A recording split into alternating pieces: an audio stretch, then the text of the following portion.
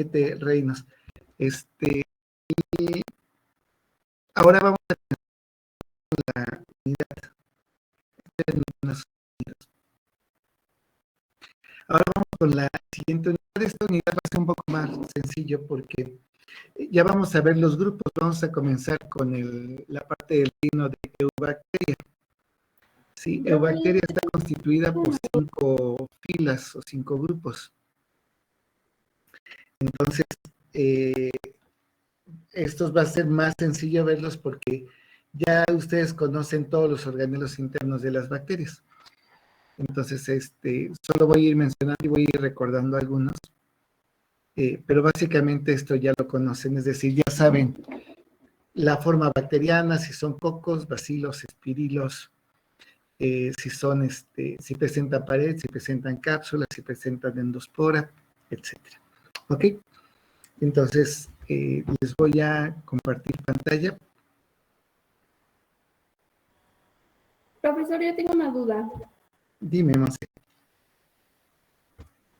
En la clase pasada, en la parte de Margulis y Schwartz, algo así, no sé cómo se pronuncie, aparece que la filogenia molecular relacional será construida sobre las moléculas hematopoéticas. Esa parte no la entiendo. Se cortó un poco, que la diapositiva de Margulis y de Wouse indicaban qué cosa, ¿me lo puedes repetir, perdón? Que la filogenia molecular está constituida sobre las moléculas sematoforéticas y esa parte no la entendí muy bien a qué se refería. Bueno, la filogenia molecular trabaja exclusivamente sobre lo que sería, perdón, voy a estornudar.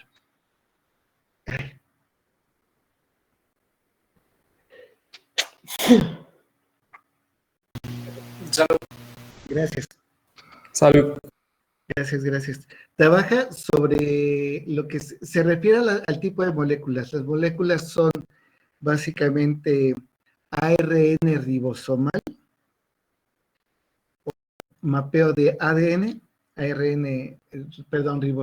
ribosomal de los ribosomas, y proteínas. Entonces, cuando habla del tipo de moléculas, se está refiriendo básicamente a estas, porque tienen esta capacidad. Déjame ver si encuentro la diapositiva rápido.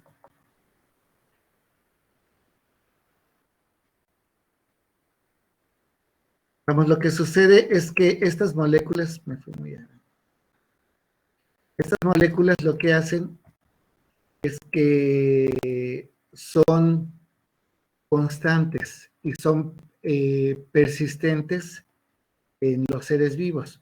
Otro tipo de proteínas, como proteínas de membrana, cambian, ¿no?, entre las diferentes especies o entre los organismos. Sin embargo, la de moléculas que no cambian, que reúnen esta característica, vienen siendo el ARN ribosomal, el ARN el genómico y proteínas que están asociadas a las histonas del ADN. Entonces, básicamente a estas es a la que se está refiriendo Wouse y Margulis. Dice...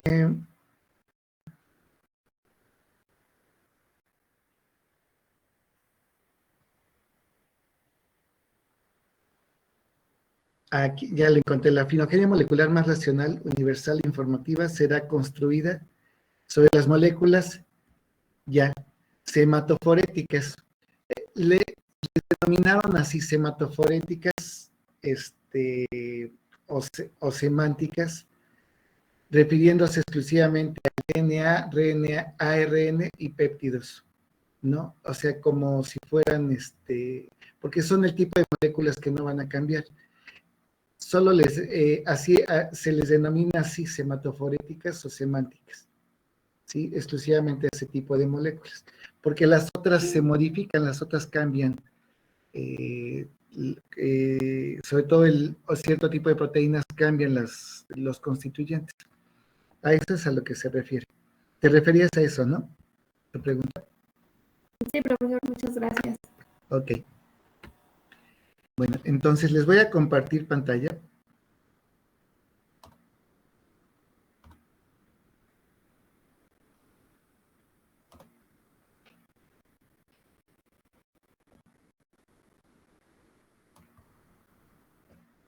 Muy bien. Ok, entonces, dentro del reino de las eubacterias. ¿Sí? Entonces, las eubacterias básicamente son las bacterias verdaderas. Eso es lo que quiere decir eubacterias. Son organismos procariontes, ya saben que son procariontes, que carecen de un núcleo definido, no tienen un aparato de Golgi, no tienen organelos membranosos, unicelulares. Todos estos los llamamos como bacterias verdaderas. De hecho, el nombre de eubacterias, eso es lo que significa, bacterias verdaderas. O, como dicen algunos, simplemente bacterias. Entonces, el reino de las bacterias está dentro de uno de los tres dominios. Es el reino bacteria o eubacteria. Sí, acuérdense que los otros se llaman arquea de arqueobacteria y eucaria de todos los demás reinos, que reúnen a los otros 5 reinos. Ok, entonces dentro de las eubacterias,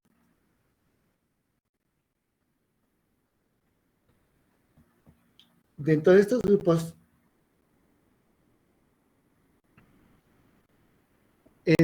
encontramos a casi una enorme diversidad de bacterias, ¿no? Todos los grupos de bacterias que encontramos, desconocemos muchas de manera constante, aunque indican que se han descrito más de 5,000 especies.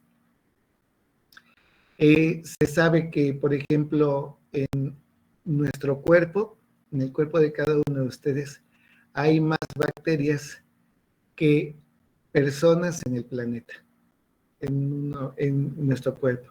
Entonces, es muy probable que haya cientos de especies bacterianas que aún no hayamos descubierto o descrito. Es muy complicado de manera constante, y ahora que se ha puesto de moda la cuestión de la clasificación genética y que la tecnología se está haciendo cada vez más rápida y más avanzada, se están secuenciando constantemente cepas o variedades de muchas de estas especies, y constantemente yo estoy seguro que al menos al día deben de descubrirse 1 o 2 cepas de estas, o generarse al menos 1 o 2 patentes, sobre todo por las industrias que están buscando bacterias, por ejemplo, que degraden carbohidratos, que degraden petróleo, que degraden plásticos, y de manera constante hay una búsqueda muy, muy grande. Déjenme admitir a un compañero.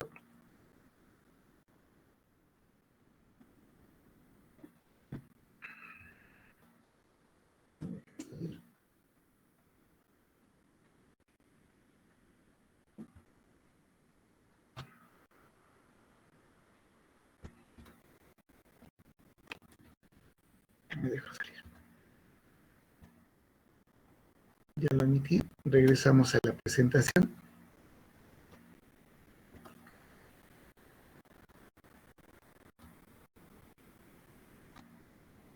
Entonces, existen miles de especies de bacterias verdaderas. Y aquí encontramos básicamente a muchísimos grupos que son patógenos, tanto para las plantas como para animales, como para nosotros. Formas que tienen las bacterias, todas las bacterias ya conocen. ¿Sí? Aquí en este grupo encontramos los cocos, los bacilos y los espirilos, que tienen todas estas variantes. ¿Sí? Organelos internos, aquí es donde podríamos haber tomado toda la clase de morfología, pero prefería adelantarla. Está la cápsula, la pared celular de mureína, gram positiva, gram negativa, si recuerdan, la membrana, el citoplasma, que es el líquido donde están los ribosomas, los plásmidos, que son los que dan a la conjugación, los pilis, el genoma, el flagelo, etcétera. Muchos, todos los organelos, ¿no? La prosteca, etcétera. Entonces aquí encontramos una gran diversidad de organismos. Básicamente, casi toda la morfología que vimos podríamos haberla visto en este punto. Y este grupo, este reino de bacterias está dividido en 5 filas. El primer fila los llamamos proteobacterias. La palabra proteobacterias significa que hay muchas formas, ¿no? Porque viene de un dios griego que es Proteus, que podía cambiar de forma. Y aquí se refiere a proteobacterias porque encontramos una gran cantidad de formas bacterianas, ¿no? Aquí dentro de estas bacterias están los grupos más comunes y abundantes de los grupos bacterianos. Aquí hay muchos grupos patógenos para el ser humano y para otras especies. Aquí tenemos a Salmonella typhi, por ejemplo, la de la tifoidea, Helicobacter, Escherichia, la famosa Escherichia coli, Neisseria, que causa la gonorrea, algunos géneros de vibrio, como Vibrio cólera, por ejemplo. Y una de las características es que todo este grupo, junto con algunos otros, todas estas son gram negativas. ¿Qué ventajas tienen con que sean gram negativas? ¿Recuerdan cuál es la diferencia? Una gram negativa se caracterizaba por qué cosa. Por la cantidad de mureína que tenía sobre él. Por una membrana externa y porque la cantidad de mureína, como bien comentó tu compañero, es mucho menor. Si recuerdan, las gram positivas, el puro peso de la mureína de la pared celular podía llegar a alcanzar hasta el 80% del peso total de la célula, mientras que las gram negativas, la pared es muy delgada y podía ser del 10 al 15% del peso bacteriano, pero tiene una membrana externa. La ventaja es que esta membrana externa, que está en la parte exterior, puede impedir el paso o la llegada de ciertas sustancias que dañen la pared, por ejemplo, la lisozima que tenemos en la saliva, que puede degradar la mureína. ¿Sí? Entonces, estas bacterias tienen más capacidad patógena que las gram positivas. Por eso tenemos estos grupos. Okay. Por la misma razón, voy a volver a tratar. Por la misma razón, todas son gram negativas, se tiñen todas de rojizo, ¿sí? de un color rojizo, es un rosa mexicano encendido, una cosa así. La tinción de gram. Bueno, cuando se usa la tinción de gram no se puede teñir, se usa la técnica secundaria de la tinción de gram, es teñir la membrana externa, entonces la teñimos de rojo, de un rosa mexicano o rojizo. Ok, entonces dentro de las proteobacterias se dividen en epsilon proteobacteria en diferentes grupos, delta proteobacteria, alfa proteobacteria, beta proteobacteria y gamma proteobacteria. ¿Sí? Hay una gran diversidad, como podrán ver, hay algunas, déjenme aceptar a otro compañero, acaba de entrar. Aquí está, Jenny. Ok, regresamos.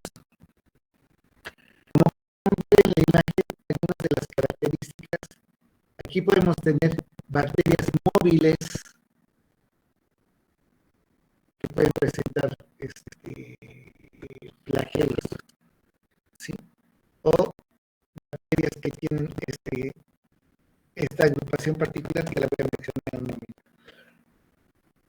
Ok, Este tipo se estableció inicialmente de acuerdo a las secuencias de ARN, es decir, ¿por qué tenemos tantos grupos tan diversos aquí en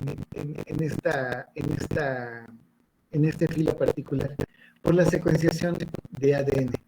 Normalmente, por ejemplo, antes cuando trabajábamos con medios de cultivo, era, pues, si pueden sintetizar tal aminoácido, entran dentro de este grupo, si no, entran dentro de tal grupo. Pero después con las secuencias de genes, al agruparlos de acuerdo a las similitudes de secuencias de genes, todas estas tienen una similitud importante. Entonces, originalmente Woese en el 87 las denominó a todas bacterias púrpuras y parecidas, es decir, relacionadas. ¿Sí? Porque todos los genes del ARN, la secuenciación, era muy parecida. Ok, después les cambiaron de nombre y les llamaron proteobacterias. Les decía hace rato, en honor al dios griego Proteus, el cual podía cambiar de forma. Y aquí en este caso es que las bacterias sean pleomórficas y cambien de forma como las arqueobacterias, sino que aquí hay una gran diversidad de formas, ¿no? La morfología es muy variable. Hay bacilos y cocos simples, géneros con prosteca. ¿Se acuerdan qué era la prosteca? La prosteca era exclusiva de qué grupo bacteriano.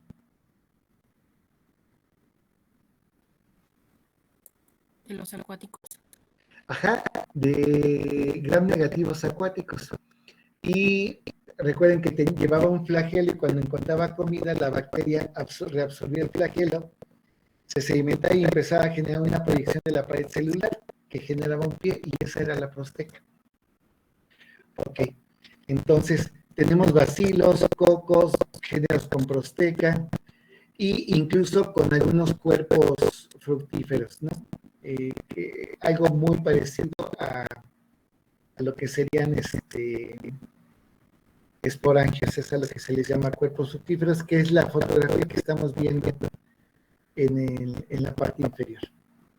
Ok, muchas presentan flagelos, otras lo hacen por movimientos reptantes, ¿sí? Algunas cuando las vemos se mueven así como si viéramos un tractor desde el cielo y se mueven muy lentamente, ¿sí?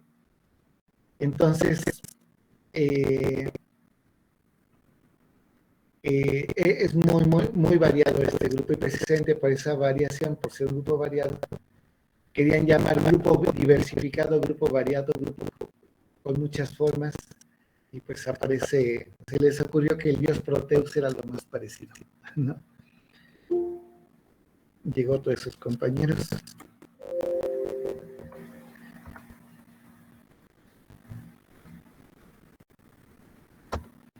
Ok.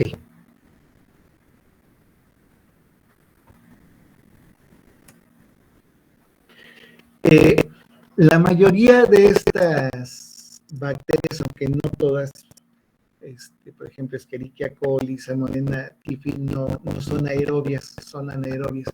Pero la mayoría de las bacterias, de las proteobacterias, sí son aerobias.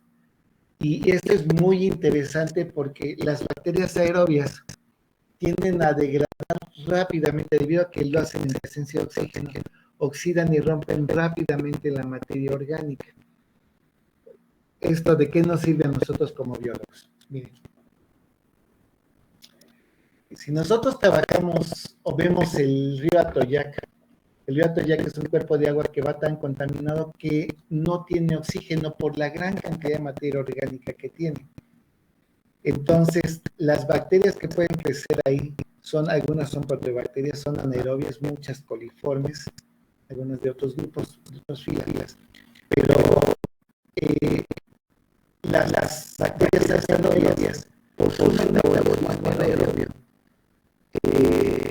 tienden a romper muy lentamente el proceso anaerobio, mucho más lento, es la sección de orgánica de grasas de la melanina. Entonces, ¿cómo podríamos degradar rápidamente la materia orgánica?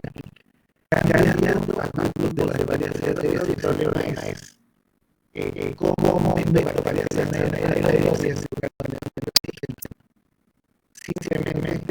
oxigenando.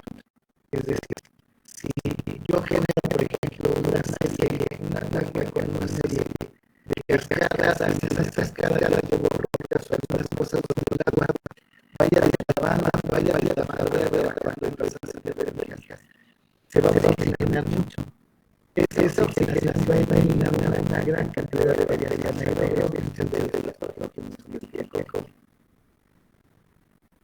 de la fibra.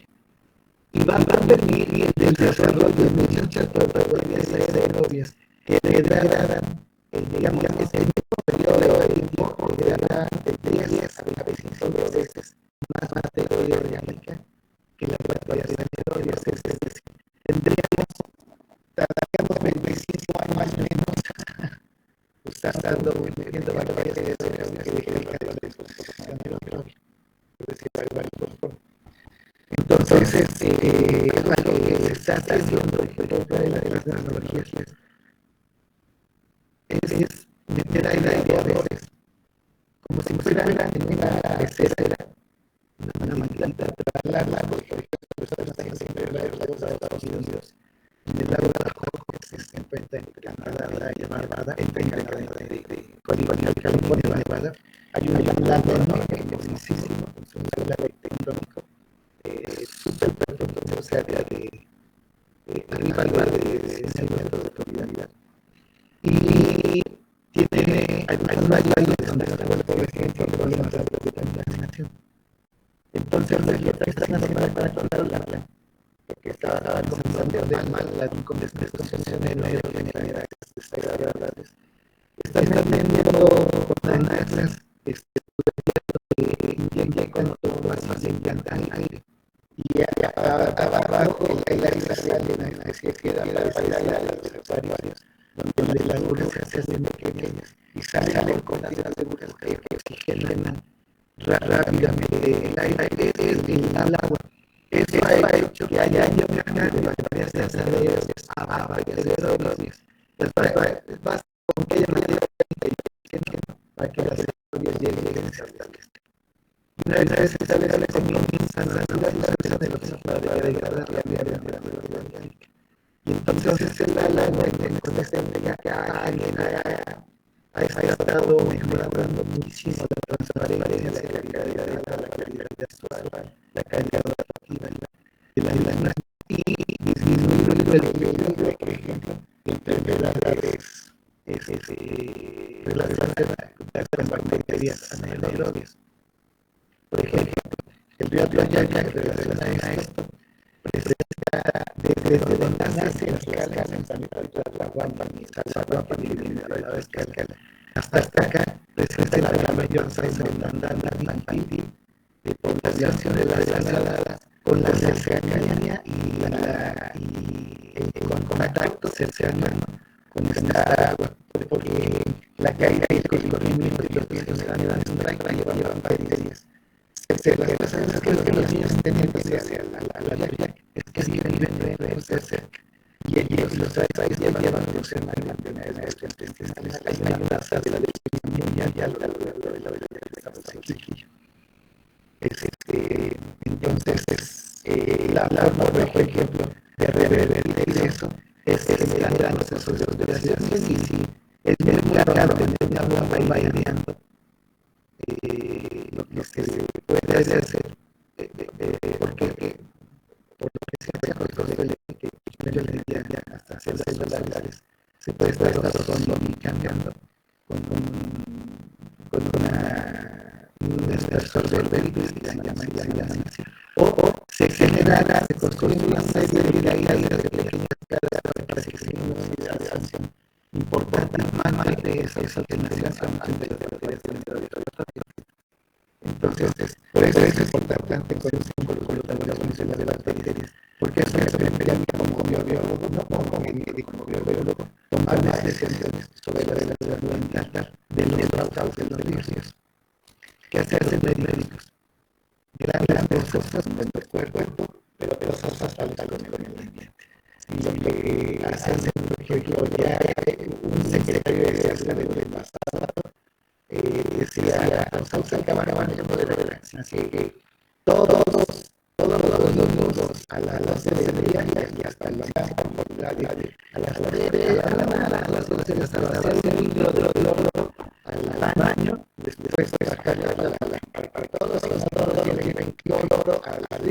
del drenaje y desinfectamos todo. Es un proceso de desinfección. Eso otras estructuras de drenaje que una parte de los drenajes se hacen con aleaciones que se degradan con la presencia de cloro cuando se mezclan con metales. Se vuelve realmente corrosivo. Entonces, por un lado, daña muchísimas áreas de las cuales, por ejemplo, muchos de los trabajadores que están alrededor de la ciudad es por ver las rocas. Ahora sabemos que cerca del 50% del agua de donde las extraen la producción que mano se pierde la mitad de los habitantes de llegar a nuestras casas. Y esa agua sale de mangueros, sale de los rotos, arrastra y va llevando, se genera huevos, hogares debajo de la tierra, dentro de la ciudad, el socavón de los pueblos, y eso es otra historia. Pero de la ciudad hace eso y genera huecos, como el drenaje debajo de las calles. Cuando hay que sostener pavimento hacia el coche, hacia esa es la potente de la ciudad. Entonces, eso es una mala decisión ambiental, esa es la forma de acabar con los problemas. Había otras mucho más económicas que menos dañinas. Entonces, regresando a las probabilidades, la mayoría de las probabilidades son aleatorias. Y se debe de acuerdo a la sensación de los ojos que las mitocondrias están extremadamente emparentados con probabilidades. Sí, como las matrices que son las que se encuentran en la de la izquierda, la morada, y las de la derecha son fotografías de mitocondrias.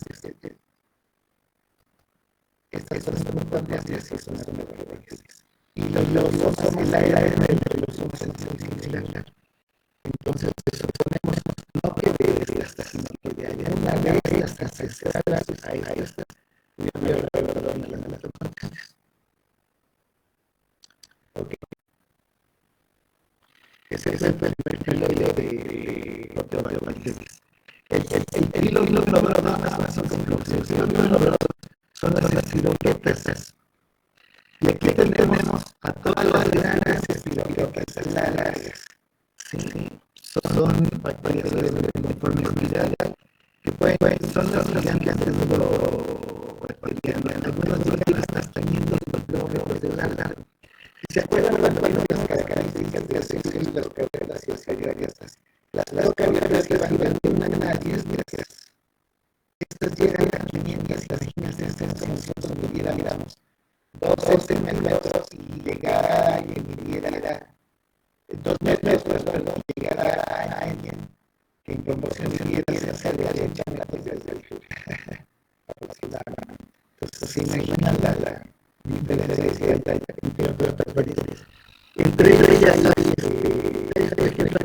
hay sabes que son 10 clases, pero vean la talla de esta bacteria, vean la talla de esta bacteria comparada con la talla de esta bacteria.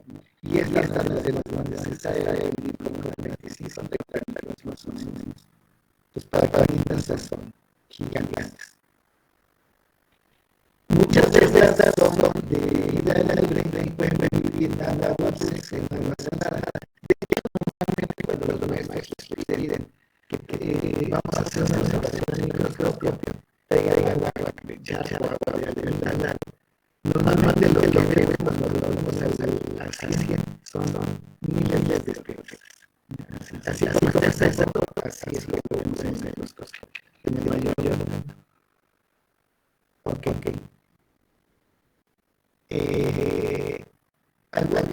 Muchos de estos son debido a la materia orgánica. En el agua hay unos patógenos, por ejemplo, la leptospira genera una enfermedad que se llama leptospirosis. Y normalmente son bacterias cíclicas. Recuerda que es una bacteria cíclica, se refiere al número de bacterias que se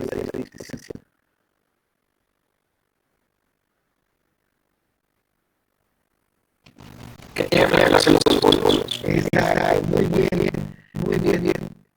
Mononoke que tenía uno, amplifica, es el que lo tengas así. Ok. Pero así es como lo digamos para los académicos, realmente los tienen encontrándose.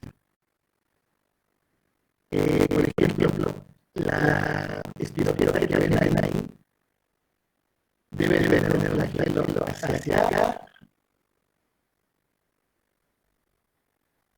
y el otro flagelo va hacia acá.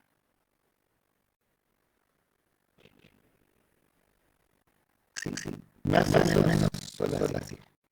Y esos flagelos generan un proceso de tiraje ondulatorio. Es como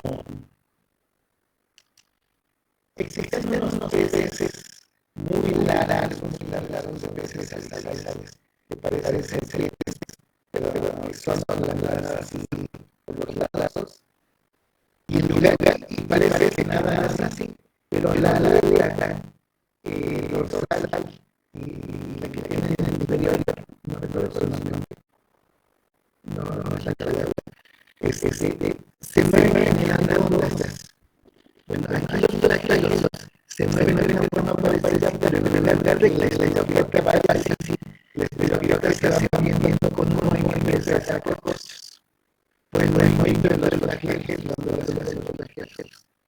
Entonces, esta ondulación de estas típicas de espiroquetas le da ese movimiento característico a las espiroquetas. Si es algo muy particular por la existencia que tienen los flagelos. Ok. Muy interesante. El tercer filala son las clamídias. Ok. Las clamídias son parásitos ciliares. Todas. Y este hilo hay una clase de las clamídias que tiene los órdenes clamídiales, familiares, para clamídiales 6. La forma de las clamídias es esta, de las células. Y de esta forma se meten a las células. Están dentro de una célula y cuando se replican igual que el virus, replican la célula y se van a meter a células sanas.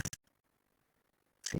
Son muy difíciles de detectar porque como no están en la parte exterior de las células de nuestro sistema inmunológico no las reconocen.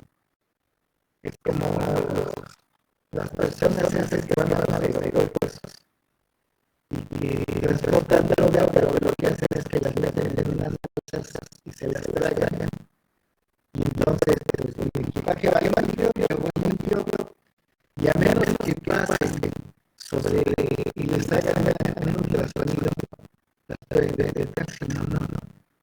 Sí. Entonces, si la gente va caminando a la gente no lo detectan.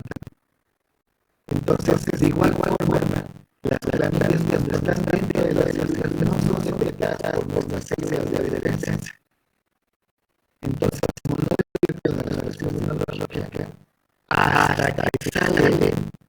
hasta que salen, es cuando quizás se van a tomar algunos pocos, pero cuando se hacen a otras empiezan a ver que se quieren comer a las mismas para irse de acá.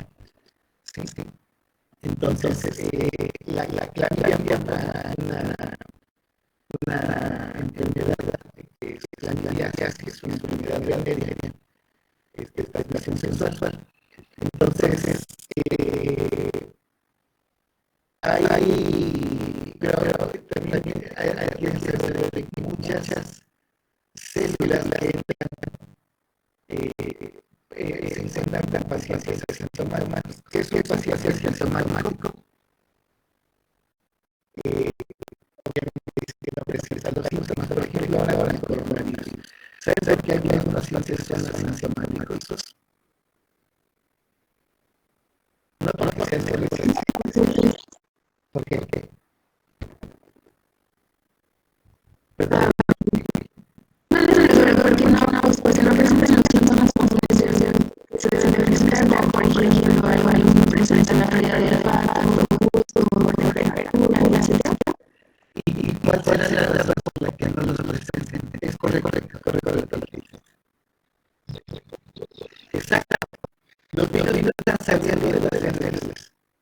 están dentro de las células. Y como no salen, no están causando el daño. Desconocemos muchas cosas todavía de lo que pasa dentro de las células.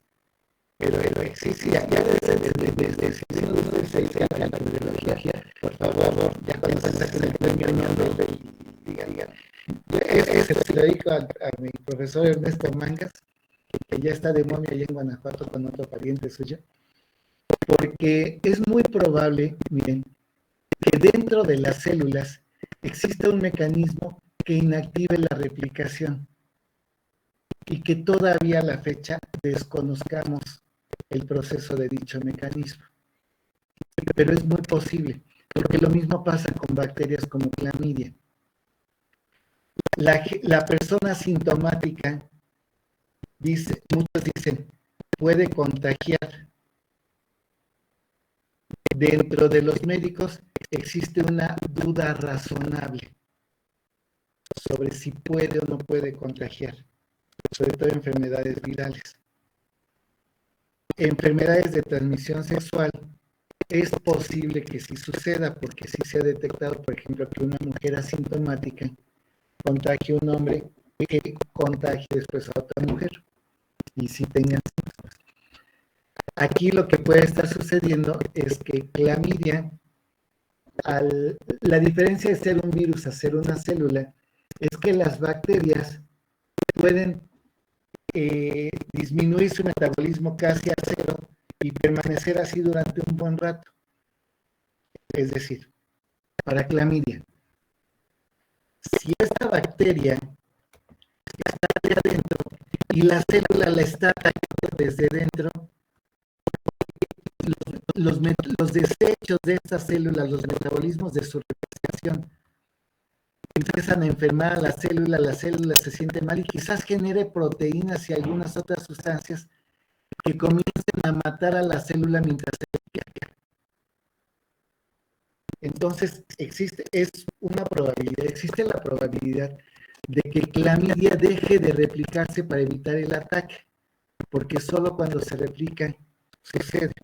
Y si se replica va a reventar a la célula y se vuelve sintomática. Entonces, se vuelve asintomática cuando deja de replicarse y permanece dentro de la célula.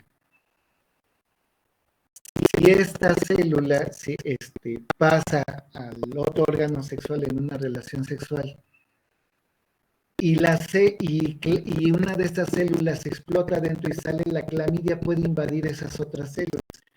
Y si esas otras células no tienen ese mecanismo de defensa porque esté inmunodeprimido o por cualquier otra cosa, va a infectar y entonces se va a volver sintomático.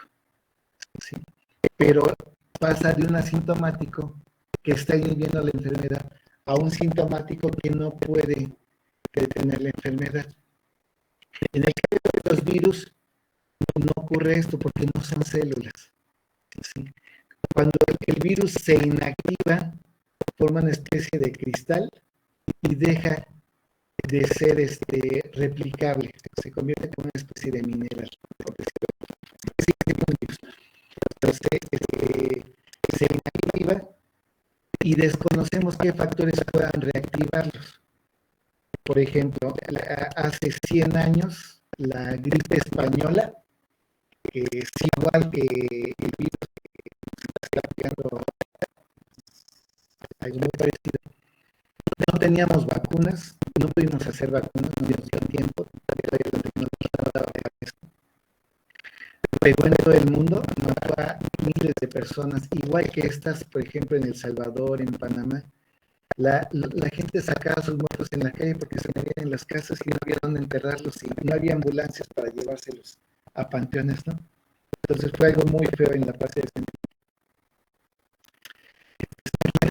antes. Pueden ustedes buscar documentales o fotografías de la gripe española de 1920. Y al año y medio, que es casi lo que lleva el virus ahorita, al año y medio y 2 años, la gripe desapareció. El virus se inactivó en todo el planeta y solamente se han presentado pequeños brotes, pequeños casos en diferentes lados. pero pareciera que el virus desapareció, como si se inactivara. Entonces, al parecer, las enfermedades virales, con relación a algunas otras, tienen un periodo de actividad del virus y después un proceso de dormancia o de mineralización, como si hubiera demasiados virus y como si el virus hubiera garantizado, no digo que el virus piense, pero hubiera garantizado su existencia ahí en el ambiente, una cosa así, ¿sí? Entonces, por eso se teme mucho que cuando el permafrost, que es los suelos que están debajo de los hielos de Siberia y de Groenlandia, se derritan, queden expuestos varios virus que existieron hace mucho tiempo y alguno puede reactivarse y que nosotros no tengamos alguna defensa en contra de ellos, o nuestros animales o nuestras plantas, ¿no? Actuales. Entonces, está bien interesante esta cuestión de ser parásito intracelular, porque evita la respuesta inmunológica y parece que hay muchos procesos celulares que todavía no hemos trabajado. Y les comento esto para que puedan hacer su tesis de maestría o doctorado, si les interesa esta parte, que está muy poco estudiado, créanme, y hay muy pocos biólogos trabajando en estos temas. Hay muchos trabajando en evolución o en remediación, pero en estos temas yo creo que son los menos de los menos. Perdón, me emociono cuando doy estas clases. Ok, entonces estas serían las clamidias. El siguiente grupo, el cuarto grupo, serían las cianobacterias. Las cianobacterias, dentro de este grupo tenemos a los grupos de bacterias fotosintéticas que liberan oxígeno. ¿Ok? Porque hay bacterias fotosintéticas que no liberan el oxígeno. Ok, aquí tenemos a estos grupos. Si ven la fotografía del lago que se encuentra aquí, se encuentra completamente verde. Normalmente cuando salen al campo, sus maestros les dicen, esas son algas, ¿no? Bueno, algas hay de muchos tipos, ya los veremos. Y también colorean de verde o de rojo, ¿no? El agua. Pero este tono de verde militar, que es un verde azuloso, es exclusivo de cianobacterias fotosintéticas. Y las llegamos a llamar algas verde azules. Esto es algo muy común entre los biólogos. Son algas verde azules. Y luego los maestros de celular. No son algas, son bacterias. Sí, ecológicamente se comportan como algas, porque llenan de fotosíntesis, son productores primarios, sirven de primer eslabón de la cadena trófica, igual que todas las algas. Entonces, como ecológicamente se comportan como algas, decimos que son algas verde azules y efectivamente son bacterias. ¿Sí? Entonces,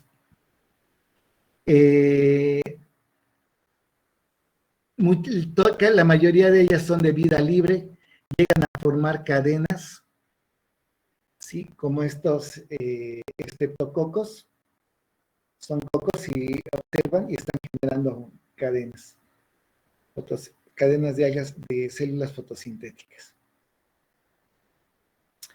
También llegan a formar grupos como tetracocos, como este, y les decía que son los grupos de bacterias que realizan fotosíntesis oxigénica, es decir, son los únicos bacterias que llevan a cabo este tipo de fotosíntesis. Y algunos autores las llaman oxifotobacterias. ¿Okay? En el curso no vamos a usar ese nombre, solo se los doy porque lo van a encontrar mucho en libros de microbiología o en algunos de evolución, ahora los nuevos, pero las seguimos llamando cianobacterias. ¿Ok? Algunas son muy particulares, las llamaron como algas cianofíticas o plantas azules, cianofisias. A mí me tocó ese concepto cuando estudiaba la carrera, y algunas otras, les voy a agrandar esa fotografía, me interesa que la noten. Quiero que vean La agrupación, la forma en que se agrupan, son bacilos que están pegados a todo lo largo.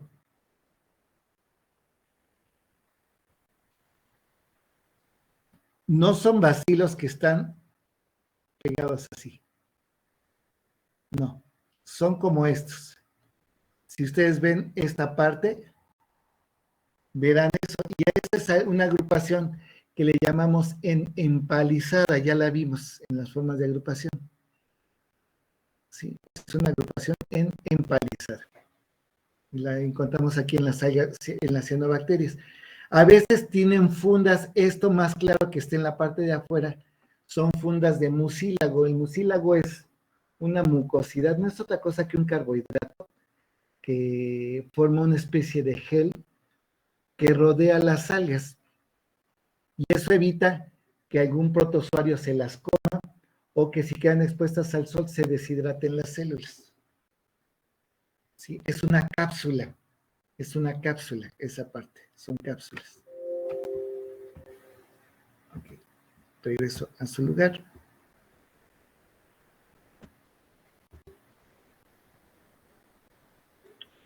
Ok.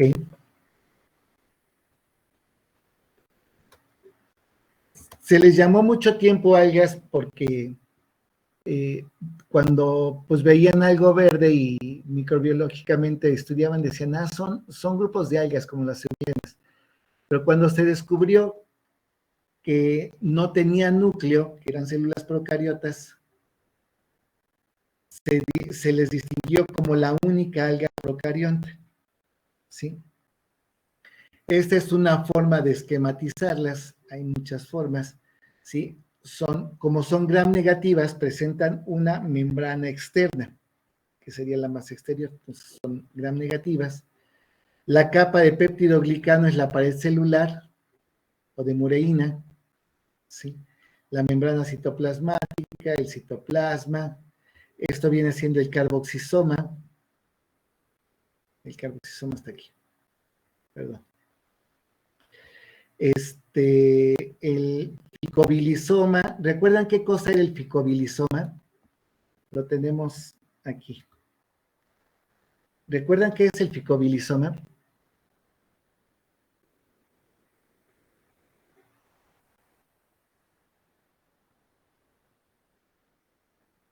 Vamos, ¿sí se acuerdan?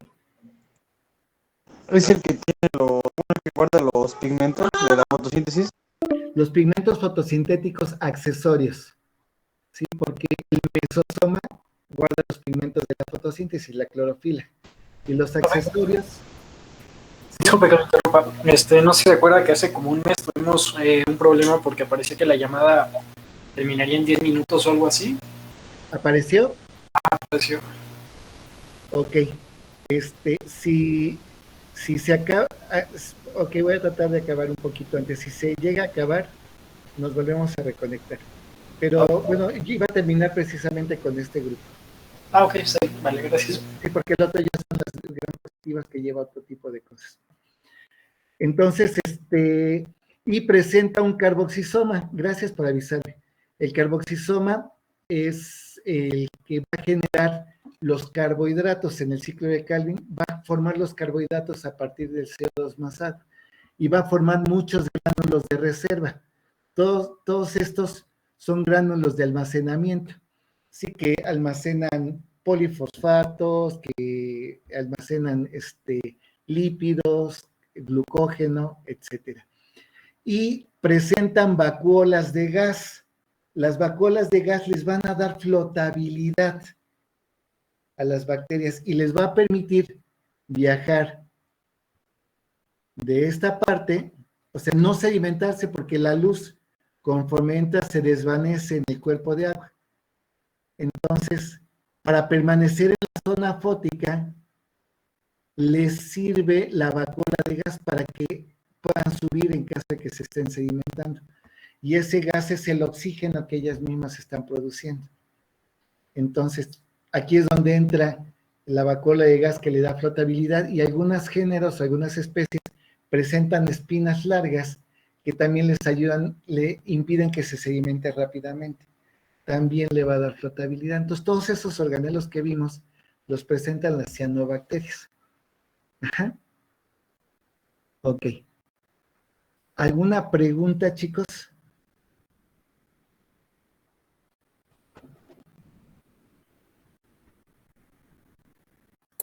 Los filos, dijo filos, son como los tipos de bacterias, entonces, ¿verdad?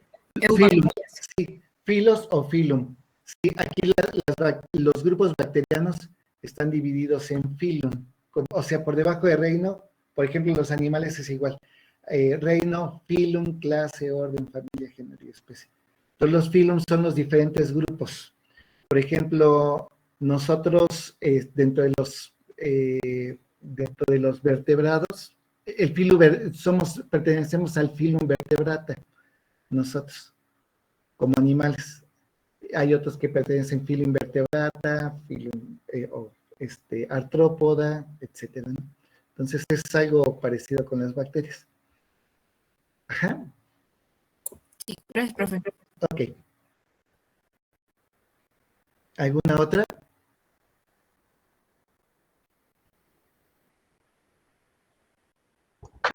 No, profe, por el momento todo claro, muchas gracias. Perdón, Ángeles. Que todo claro, profe, muchas gracias. Gracias. Ok. Entonces, nos hace falta ver al grupo. Hasta aquí son gram negativas todos los grupos. El último filum de este reino, que es bacteria, son las gram positivas. ¿Sí? Entonces, ese es un poco más complejo porque lleva varias. No es más complejo, es más complejo que los otros filos, pero nos lleva un poco de más de tiempo. Ese lo vemos en la clase siguiente. Bien, antes de que esto se acabe, les voy a pedir, por favor, que armen equipos de 5 para la próxima clase. Pueden ponerse de acuerdo en el chat. Y busquen un tema de interés bacteriano. Puede ser cualquier tema, por ejemplo, el uso en la biotecnología de las bacterias o cómo se puede separar bacterias que me indiquen calidad del agua o que degraden, que me puedan ayudar a degradar petróleo, plástico, o busquen cualquier tema, busquen temas que les interesen sobre las bacterias, temas abiertos, ¿vale? Y la próxima clase hacemos un sorteo y les digo cómo es que vamos a exponer y terminamos el grupo, comenzamos de 5 los integrantes.